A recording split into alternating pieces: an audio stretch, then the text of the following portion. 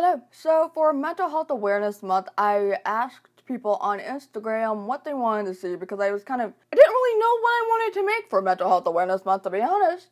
So I asked you and you asked back. So one of the things that somebody wanted me to talk about was talking about mental health with your partner, with your significant other, your boyfriend, your girlfriend, etc., etc. Why not? So here's the thing about talking about mental health with your partner. I suck at it. I am someone who is very emotional. I react to things very quickly, very strongly, sometimes very badly. But when it comes to talking about my feelings in a way that, like, if somebody asks me if I'm okay, if they ask me how I'm doing, how my brain is doing, I'm no good at it. I want to keep that to myself because I just suck at sharing my feelings.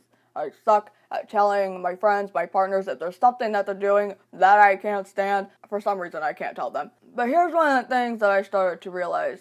I think that it's possible that one of the reasons why it was so difficult for me to talk about my mental health problems with a significant other is I feel like I just wasn't comfortable doing that with my previous significant others because they didn't get it. And the few times when perhaps I did talk about it, like maybe I was actually experiencing an episode that was so bad that I couldn't do anything. Like, for example, I was stuck in bed one day, and that was a work day, but I couldn't do it because my brain was just so bad. And once I finally got up to do it, which was way late into the night, I was like, oh no, I'm late, holy crap, now I'm more stressed and all of that. And the response that I remember getting to this specific incident was just, well, you shouldn't have been stuck in bed all day. So that is when I realized that, okay, this person just doesn't get it. So what's the point of talking about it? Because any other time that I would talk about it, they didn't get it.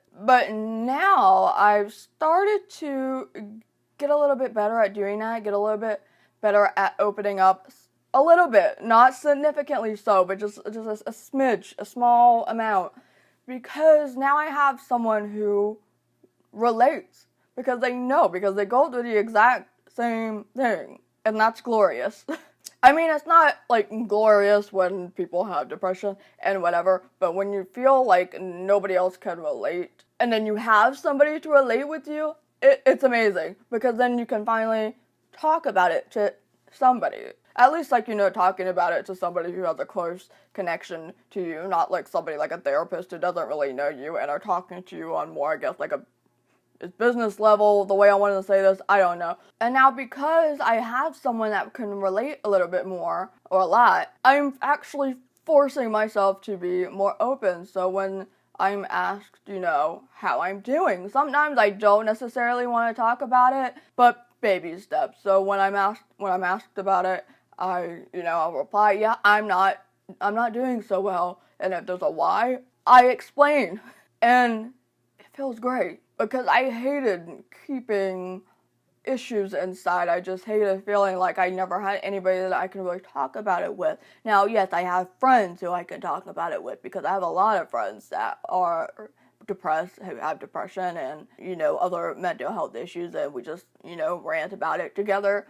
But it's different when you have a significant other because the relationship is supposed to be deeper than just your ordinary friendship. So it's just less off my shoulders. And one thing that I have been trying to do also is be better about asking the other person. Because I know I had issues with if somebody would be asking me how I'm doing, and then I wouldn't do this thing back, so it looked like I didn't care, even though I did care, but it was so hard for me to express that. So now I'm just, when somebody asks how I'm doing, I'm like, okay, here's my answer now. How are you doing? These things can be really, really hard because mental health just isn't easy. Depression isn't easy. Anger issues aren't easy. Anxiety, etc., etc. It's easier when you have someone who relates. But if you have someone who doesn't really understand, and they may be trying to understand, but it's hard for you to open about it, maybe there are other ways instead of starting off with like a confrontational face-to-face conversation about it.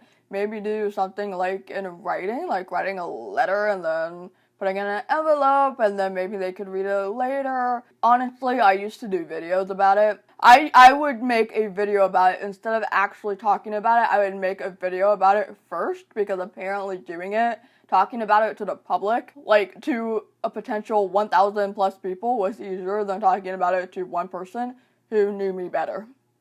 Don't ask me how my brain works, I'm not even sure. But then after 1,000 people watch it, apparently that would give me the motivation to actually talk about it to said person that was actually more so in my life than, the internet, where there's a boundary between and nobody really knows me personally. I think that there are just maybe ways, instead of jumping into it all of a sudden, maybe just try to work your way there and do things step by step. As for being a person who doesn't have any mental health issues but has a partner who does, don't try to force it out of them, because at least for me, when somebody would try to force it out of me, I would get very irritated and I would just not get involved, and I would pull myself back even more. Because sometimes people just aren't ready to talk about it yet.